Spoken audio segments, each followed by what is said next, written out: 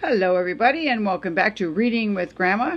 We're going to continue our journey down the fairy tale lane. We have read Rapunzel and Cinderella and Puss in Boots, and now we're going to read, today's story is Jack and the Beanstalk. We're going to start off our journey with Jack and his crazy adventures up the beanstalk. There was once a poor widow who lived with her son Jack. They made a meager living selling milk. When one day their cow, Milky White, gave no milk, his mother told Jack to take the cow to market and sell her for a good price. They were very sorry to lose her, but they needed the money for food. On his way to market, Jack met with a strange man who asked him where he was taking his cow. "I'm going to market to sell her," he said. "You look like a sharp young man," said the stranger. "I will give you these 5 magic beans for your cow." Jack was delighted with the offer. He swiftly made the trade and hurried home. "Look what I got for the exchange for the cow," he said eagerly. "You foolish boy," cried Jack's mother, tossing the beans out of the window. "Now we must go to bed hungry." When Jack awoke early the next morning, he noticed an odd shadow falling across his window. He ran outside and saw that a huge beanstalk had sprung up during the night. It was so tall that the top of it disappeared into the clouds.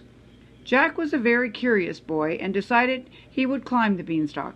He climbed and climbed for what seemed like hours until he finally reached the top.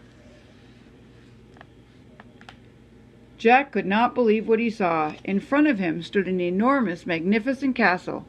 Since his arms and legs felt so tired and sore, Jack knew that the climb up the beanstalk had not been a mere dream.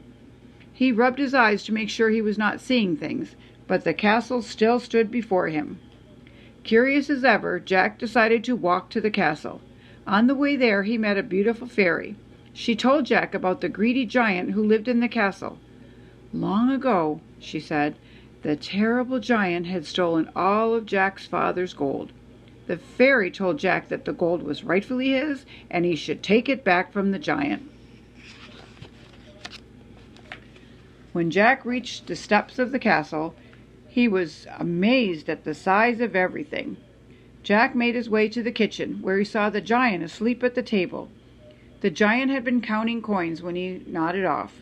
Jack climbed onto the table and grabbed the bag of gold, but when he climbed down, he dropped the bag and woke the giant.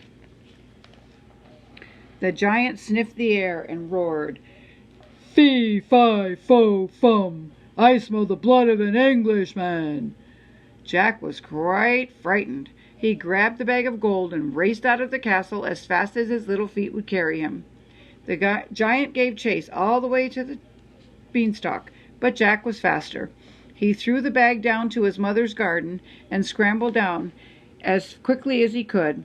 Jack's mother was overcome with joy when the gold coins rained down. She knew that she and Jack would never go hungry again.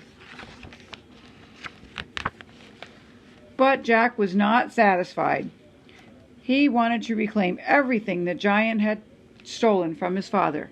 Mustering all of his courage, Jack went up the beanstalk again. This time, when Jack returned to the castle, he ran into the giant's wife. He begged her for mercy. She was a little nervous of helping Jack, but the little boy was so polite she could not resist. So she hid Jack in the oven when the giant stomped in for his supper. "Fee, fi, fo, fum! I smell the blood of an Englishman!" roared the giant. "Don't be silly, love," said the giant's wife. "It is only your supper." The giant ate his meal and then told his wife to bring him his hen. Jack peeked out of the oven when he heard the giant say, "Lay!" On command, the hen had laid a golden egg.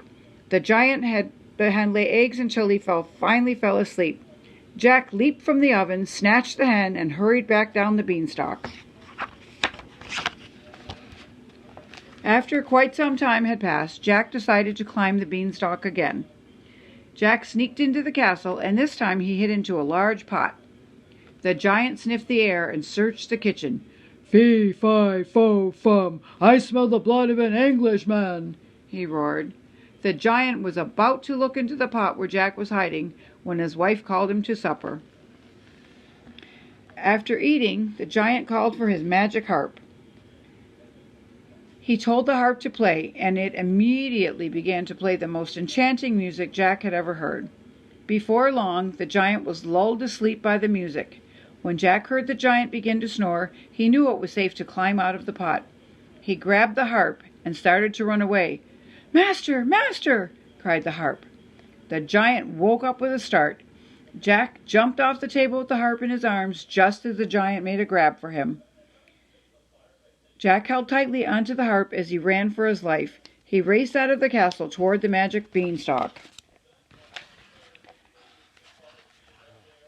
Jack could hear the thump, thump, thump of the giant's footsteps behind him. He knew the giant took large steps, so Jack ran faster than he ever had before. Luckily for Jack, the giant had just finished a filling supper, and so was rather slow on his feet. By now, Jack was an expert at climbing the beanstalk. Even with the harp, he slid skillfully around stems and leaves. As Jack climbed down, he called to his mother. "Mother, hurry! Bring me the axe!" he shouted. When Jack reached the ground, the giant was only halfway down the beanstalk. Jack took the axe from his mother and began to hack away.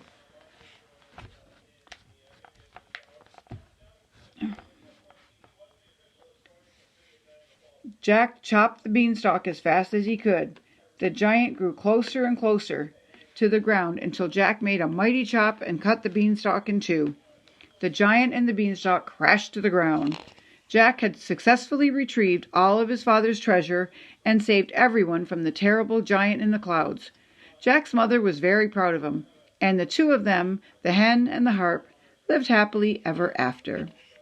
And that is the end of Jack and the Beanstalk. We're going to continue our journey today with a story that's new to me. I do not remember this story as growing up or reading it to my kids. It's called The Nightingale. So we're going to take this journey together. Many years ago, the Emperor of China lived in a palace surrounded by beautiful gardens. Visitors came from all over the world to admire his silk draperies, exquisite vases, and rare flowers. But after the visitors had toured the palace and gardens, they were always eager to see more. A local fisherman heard about the visitors' request. He began taking them into the forest to see a beautiful nightingale that lived there. At first, people would simply grumble at the sight of an ordinary gray bird. It certainly did not look very remarkable. But then the nightingale would open his mouth and sing. Everyone who heard the nightingale's song agreed that it was lovelier than anything they had ever heard before. Word quickly spread throughout the empire about the bird's beautiful singing. More people came to visit the palace and the gardens. The nightingale became known to the people as the most beautiful thing in all of China. Everyone had heard of this remarkable bird. Everyone, that is, except the emperor. The Emperor of China spent most of his time inside the palace. He did not know anything about the bird.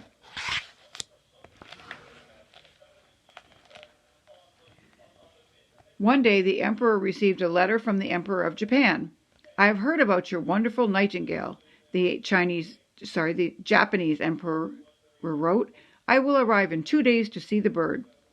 The Chinese Emperor was puzzled. He summoned his Prime Minister. "Have you ever heard of this nightingale?" the Emperor asked. "No, Your Excellency," the Prime Minister said, scratching his chin. "The Emperor of Japan expects to see this bird," said the Emperor. "Search until you find it." The Prime Minister searched every square inch of the palace, but was unable to find the nightingale. He traveled deep into the woods, but he did not find the bird. He was about to give up hope when he came upon the fisherman. The fisherman knew exactly where to find the nightingale, and led him to the Prime Minister right to him. The Prime Minister returned to the palace with the bird. Soon after, the Emperor of Japan arrived in China for his visit. "So this is your famous nightingale, the most beautiful thing in all of China," said the Emperor of Japan. "I must say he looks rather plain." As soon as the words left the Japanese Emperor's mouth, the nightingale began to sing. The Emperor of Japan was speechless. The Chinese emperor cried tears of joy. "I must find a way to thank you for allowing me to hear your nightingale's song," declared the Emperor of Japan. The Chinese emperor was very pleased with the lovely nightingale. The nightingale remained in the palace, and day after day crowds of people came to hear his beautiful music. Everyone loved the nightingale's song, but some visitors complained that the bird did not look as lovely as he sounded. Such comments made the emperor angry. The nightingale's song made him such joy. He was happier than he had ever been before. "I will not have people saying unkind words about the nightingale," he said. So he gave the bird a golden perch to sit on, and he adorned the precious nightingale with ribbons and jewels. The people were delighted. Finally, the nightingale looked as beautiful as he sounded. Each day the nightingale sat on its golden perch, wearing his jewels and singing for the visitors.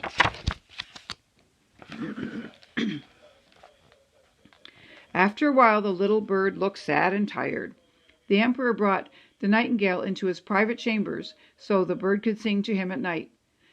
"Gold ribbons and fine jewels do not make your voice sound any lovelier," the emperor told him. "You are the finest thing in all of China when you are yourself, singing your sweet song."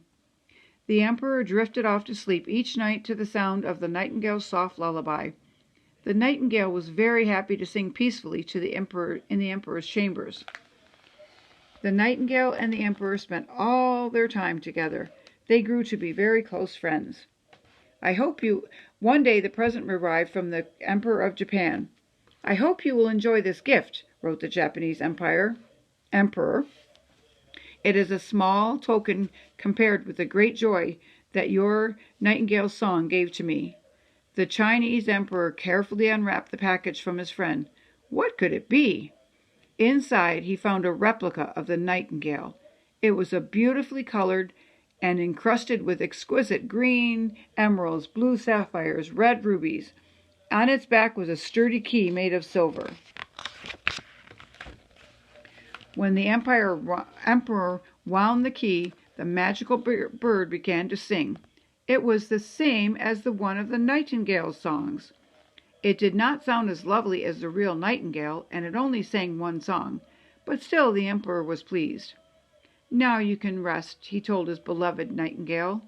The people were thrilled with the mechanical bird. "Finally, a nightingale that looks just as lovely as it sounds," they all said. They did not notice that the jeweled bird's song was not as sweet as the real nightingale's song.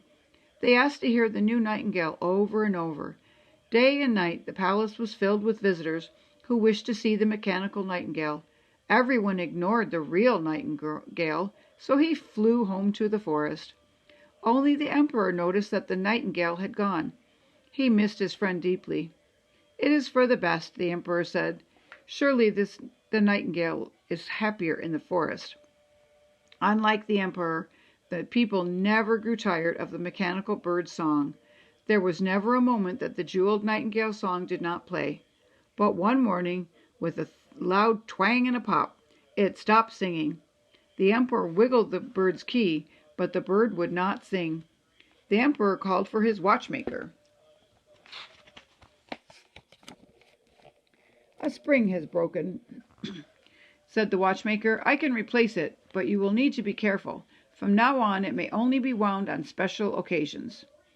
The emperor grew ill. He missed the real nightingale. The prime minister and all the lords and ladies of the count tried their best, but they could not lift the emperor's spirits. Eventually the old fisherman heard of the emperor's illness and went to find the nightingale. After the fisherman's visit, the nightingale flew straight to the palace to see his friend the emperor. The nightingale perched on the foot of the emperor's bed and began to sing his beautiful song. The emperor opened his eyes. "You came back," he whispered. The emperor sat up in bed, and the color returned to his cheeks. The nightingale sang even more beautifully. Upon seeing the emperor's spirits rose. After that day, the two friends never parted. The emperor cherished the nightingale for being himself and appreciated the great beauty of the bird's song, and the nightingale gladly sang his precious melodies in the peace of the emperor's palace. And that is where we're going to leave our adventure for today. We will continue on tomorrow with the 2 new stories out of our wonderful Once Upon a Time book of fairy tales. Have a good day, everybody, and remember, keep reading. Every time you open a book, you open a new window into an adventure. Bye for now.